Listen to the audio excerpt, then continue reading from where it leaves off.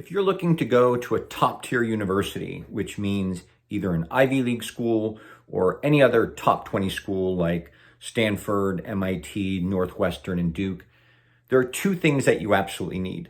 And it's not enough just to have one thing or the other. You really need both. In this video, I'm going to go over the two things that you absolutely need to get into a top tier university. And then I'm going to throw in a third bonus option, which can really help you along the way. The first thing you need is academic scholarship. First and foremost, what top universities are looking for is the fact that when you were in high school, you applied yourself diligently to your studies and you were really serious about it. They want to see a really high GPA, and they want to see that you have that high GPA taking the most rigorous courses available. They're looking for students who don't shy away from academic challenges. They're looking for students who are hungry to push themselves, to challenge themselves with the hardest courses that your school has available, and find a way to do well in those courses. And they're not looking for perfection. You don't have to have a 4.0. You don't have to be valedictorian. You're not really competing within your school just to have the highest GPA. It's more nuanced than that. It's more about, did you take advantage of all the most difficult courses that were available to you?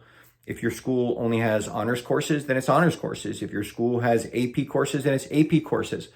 Whatever the most difficult courses are you the type of student who is hungry for those academic challenges? And it doesn't mean that you have to take all AP classes, but when admissions committees for these top schools look at your application, they're going to get a sheet which kind of details your school and what courses are available and what the hardest students take. So you just want to make sure that you're at that upper echelon, that your transcript shows that you really took advantage of as many of those high-level courses as possible, and that you found a way to do well in all of them. And another part of academic scholarship that's really important is having a very high SAT or ACT score. And I know that a lot of schools, a lot of top schools are test optional at the moment, but that doesn't mean that it's not important to them. So when you look at a lot of top schools, you see that about maybe 50% of their applicants submitted their scores and 50 didn't. So that might give the impression that, oh, it doesn't really matter.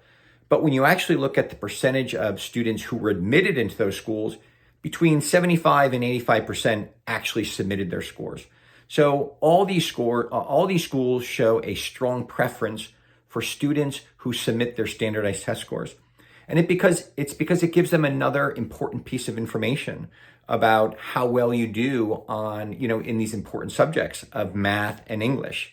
And so if you don't submit those scores, you still have a chance to get in, but they're going to be much more critical, and they're going to look much more carefully at the rest of your application to say, all right, what else do we need to know about this student to prove to us that the student is capable of doing this high level work? So you should just know that the vast majority of students who get into the top schools, they all submit their scores.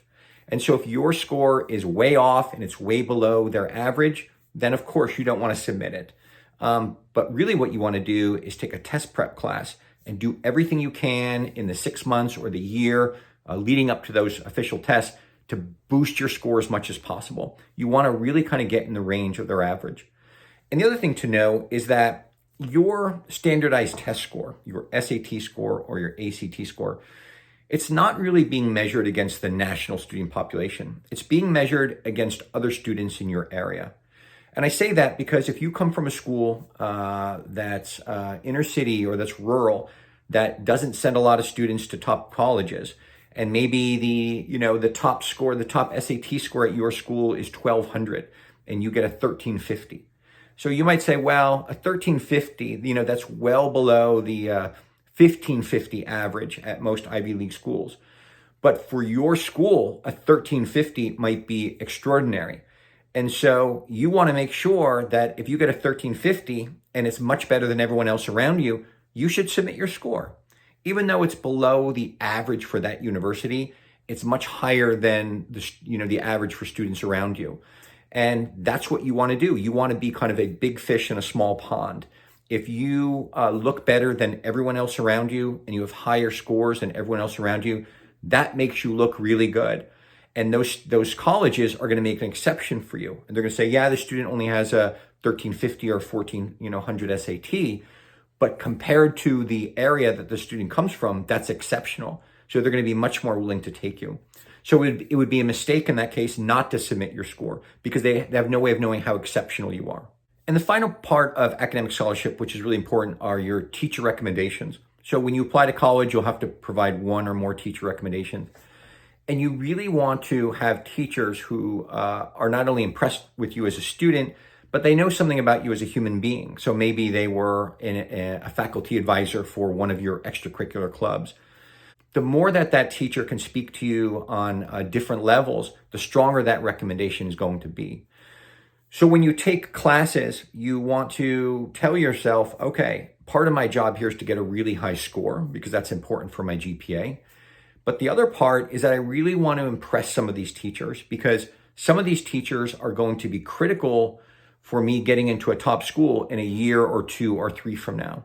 So you really want to kind of grow those relationships. You want to go to your teacher for extra help if you need it. You want to show the teacher that you're the type of student who's willing to help other students outside of class, type of student who wants to do extra work, who wants to do independent projects. And if you decide that you want to start some kind of club or do some sort of independent research, don't just do that on your own. Bring one of your favorite teachers into the fold and say, hey, I'm looking for a faculty advisor to kind of shepherd this project. Would you be willing to kind of give me guidance?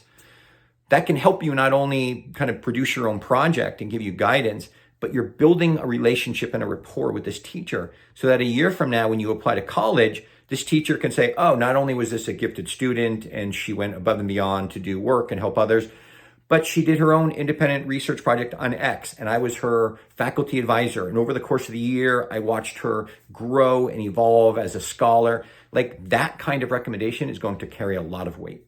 And the second thing you need to get into a top university is uncommon extracurricular achievement. And this means that in addition to being a great student, when you're outside of class, there's some area of interest that you have where you've really excelled. That's all it means. It means that outside of class, you found this passion. It can be academic related, like, doing science competitions or math competitions or debate competitions, or it can be something completely different, like you started your own business or you founded a nonprofit or you did something else. You created something through engineering. The point is that most students will just do the bare minimum to get by. They're just going to focus on their courses and their grades and just complete what's required by them. So top universities get a lot of students like that. They're good students. They did their grades. They did well. But that's not enough for them. They have too many students like that. What they really want are students who did really well in their classes, but then completely separate from that, they're gifted in some other area. Maybe it's athletics, maybe it's a club, maybe it's a business, but they found an area of interest and they really pursued it to a level where they became something of an expert on it. And they had some kind of profound impact on a community. Either as a really talented lacrosse player, they led their team, their school team to, a state championship, or, they formed this business and they ended up employing 5 of their classmates on a part-time basis. And, they've generated $50,000 a year for the last 3 years. Or they formed a nonprofit to help, refugees in their community. And they've had 60 volunteers help over the past 2 years. And they've raised $50,000. Like whatever it is, ultimately your extracurricular achievement is going to be evaluated on the impact that it's had. And you need to have some kind of tangible impact, like numbers of social media subscribers, or number of dollars that you raised, or number of volunteers that you led, or a revenue that your business raised. Whatever it is, you want to have some type of quantifiable impact. And the key here is that it needs to be something uncommon, right? So there's a lot of students who, are heads of clubs. They're president of student council, and they're vice president of the finance club, or they're secretary of the French club. And those are all fine. There's nothing wrong with those. The problem is that that's not common. Like there's 20,000 schools in the US, and every school has a French club, and every school has a student council. So these colleges are being inundated with students who say, I'm the president of this, I'm the vice president of this, I'm the treasurer of this. And there's nothing wrong with doing that from a a personal development perspective, right? You can learn a lot when you're younger, but you really want to kind of do that when you're starting out in high school, when you're a freshman, when you're a sophomore, when you're getting your feet wet, when you're exploring different clubs and different interests. But at a certain point, sophomore year, junior year, you really want to turn this into your own thing. You're an entrepreneur, or you're a leader, or you're somehow creating something out of nothing where you can have a real impact. So you're not just participating in an existing club, which is fine, but it's something that anyone can do. It's common. You went above and beyond and you did something uncommon. And that's what's going to help set you apart. So when you write your essays, your application essays in your college applications, they're going to say, well, tell us about yourself. Like, tell us about an achievement, or tell us about an obstacle you faced. And here's where you can talk about that story of, well, freshman and sophomore year, I kind of got involved in this club and I was a member, and I rose up and I realized I want to do something bigger and more ambitious, or it gave me an idea about something I can do more. So I started my own club. So I started my own business. And that's the kind of story that's going to get them excited. And the third bonus item that I'll throw out here is the idea of making inroads at your favorite schools. And what I mean by that is that when you're still early in high school, when you're a freshman, when you're a sophomore, if you decide that there's a couple of colleges that are really high up on your list, maybe it's like, I don't know, Harvard, University of Chicago, and Emory, or whatever. You pick three, you do your research, and you pick three that you think, oh, in a couple of years, I'd be really excited to go to, one of these three schools. What you can do is you can start reaching out to faculty at those schools and building relationships. So let's suppose that you love history and you're thinking that you're going to be a history major in college. So when you're a freshman or sophomore in high school, you can go and visit the websites of your three favorite colleges, go to the history department, and look up some of the professors there. And they will have a listing of the professors and their email address and the books they've written and the academic articles or essays that they've written. And what you can do is pick a few professors who kind of speak to you, whose area of interest is of interest to yours. Maybe it's I don't know, the history of the French Revolution. Pick some area and find some professors who are experts in that area, and read the book that they wrote, or read some of the academic articles that they wrote. And then what you want to do is just email them out of the blue and say, hey, Professor X, I'm a sophomore at so-and-so high school. I'm really interested in history and pursuing history in college.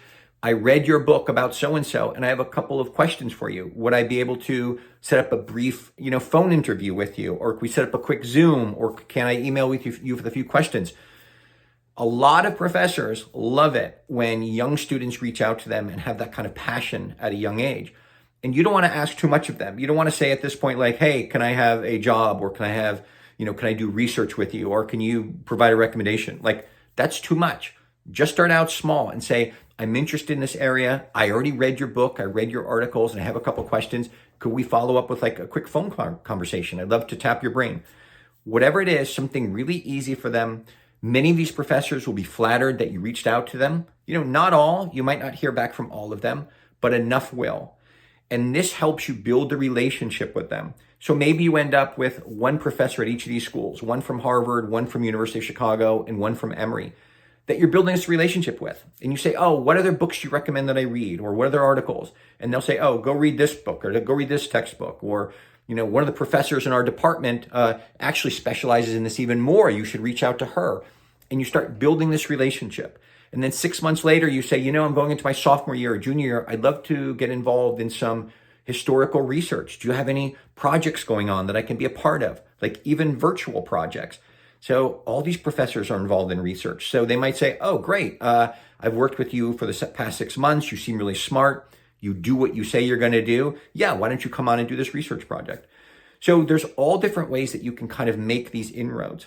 And then when you get ready to apply to those colleges and those three at the top of your list, now you're in a perfect position to write about your experience working with them, or maybe ask them for an additional reference letter if you've done a lot of work with them. But either way, when Harvard says, why do you want to go to Harvard? You're like, here's why I want to go to Harvard. When I was a freshman, I reached out to Professor X and she told me to read these books and these articles, and I did. And that turned me on to this aspect of history. And then I ended up doing a research project, and it was all through her. And so I love the history department at Harvard, and I'd love to continue the work I've been doing. Suddenly you have a compelling reason why you want to go to that school. And you suddenly separated yourself from the other 40,000 applicants who are all smart and all have good transcripts, but they don't have that connection. They don't have that direct connection to the history department at Harvard.